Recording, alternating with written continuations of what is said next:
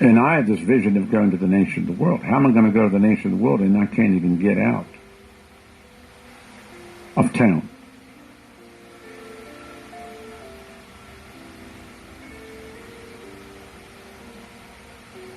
Can't even fill up with gas. $5. And there was not to top it off, there was just to get it to reserve.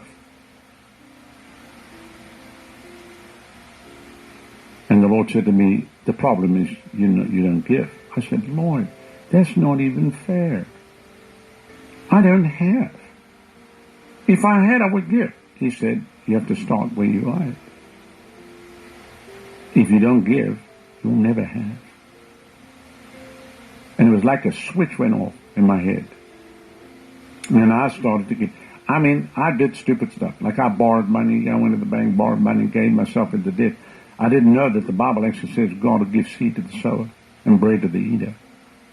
And also multiply your resources for sowing and increase the fruits of your righteousness, which will manifest itself in act of goodness and kindness and charity.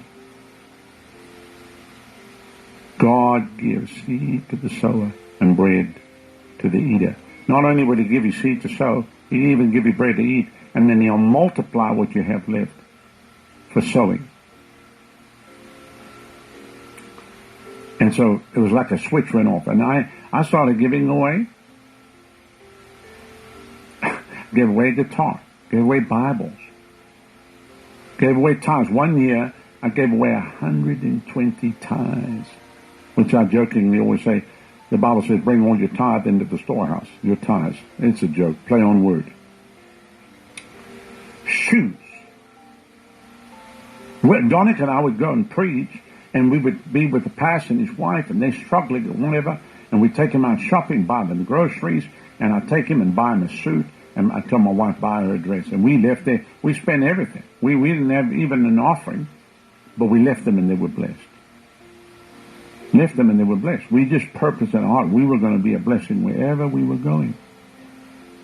And we purposed in our heart from that day. It didn't matter if we were eating and they were multimillionaires and they were business people. We always picked up the tab. We always picked up the bill. We arranged it before when we got to the restaurant.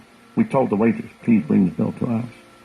Because they would always expect that people would leave it to them. And there were times when we didn't even have enough gas to put in the tank. I went to preach one place for a whole week, and it was a huge farm. And they had 1,000 workers. They put up a 1,000-seater tent, and I preached every night, and we got people saved. And when I left, they gave me a box of asparagus. I actually have the picture. And it's hard to pay your bills with asparagus. It's hard to go down and say to the people where your rent is, hey, we've got these cans of asparagus. We'd just like to bless you with them today. And these were multimillionaires. Later on, they said to me, well, we thought that everything was taken care of. We have never let any ministry come through our minister and just let them go. We always bless them, and we always add to it.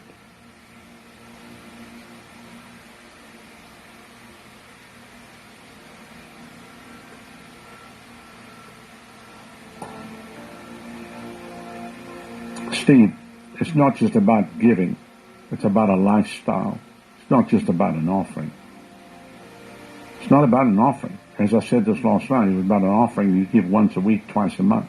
This is about daily. There, put the box of asparagus up. Here's the box of asparagus. This is the actual box of asparagus. Canned asparagus. Which I hated asparagus. I can eat it now, but for years I suffered from severe asparagus abuse.